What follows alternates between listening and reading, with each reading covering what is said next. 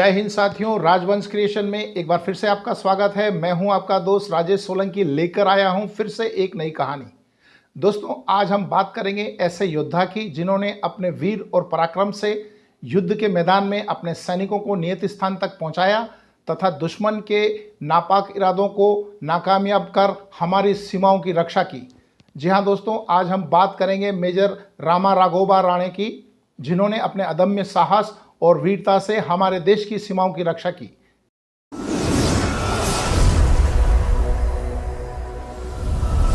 Major Rama Raghoba Rane का जन्म 26 जून 1918 को कर्नाटक के करवार जिले में हावेरी गांव में हुआ।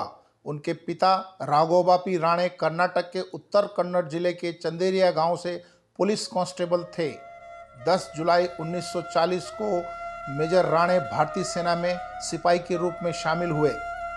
इनका काम था युद्ध के मैदान में सैनिकों को आगे बढ़ने से आने वाली रुकावटों को दूर करना, चाहे वो नदी का पुल हो, रास्ते का निर्माण हो या और भी कोई कठिनाई हो। 1947 में हजारों कबैयों ने कश्मीर पर हमला बोल दिया। कश्मीर को बचाने के लिए भारतीय सेना को तैनात किया गया।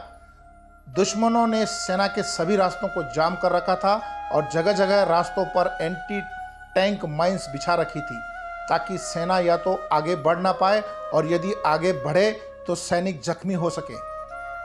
उन कठिन रास्तों को साफ करने की जिम्मेदारी दी गई कोर ऑफ इंजीनियरिंग के बॉम्बे सेपर्स रेजिमेंट को, जिसमें श्री राणे के नेतृत्व में एक टुकड़ी गठित की गई और रास्ते को साफ करने का काम शुरू किया गया।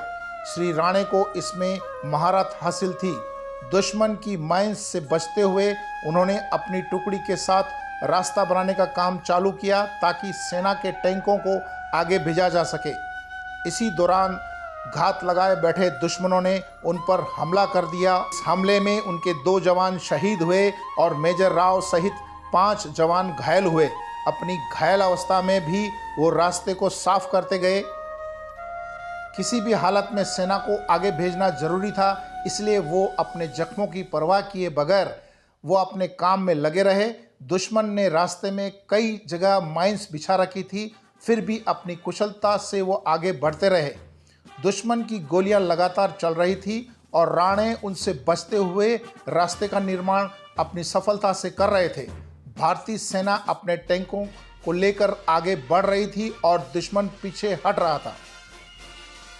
3 दिन लगातार वो भूखे प्यासे रहकर भी जख्मी हालत में वो अपना काम करते रहे और पुल का निर्माण किया और सेना को आगे भेजा। पाकिस्तानी सेना उनके इस जोश को देख के पीछे हटी और पोस्ट पे हिंदुस्तानी सेना का कब्जा हुआ। उनके इसी अदम्य साहस के लिए उन्हें परमवीर चक्र से नवाजा गया। मेजर राणे सेना में एक सिपाही के रूप में शामिल हुए थे, मगर अपनी मेहनत और कुशलता से वो आगे बढ़ते रहे और 1968 में मेजर के ओहदे से रिटायर हुए।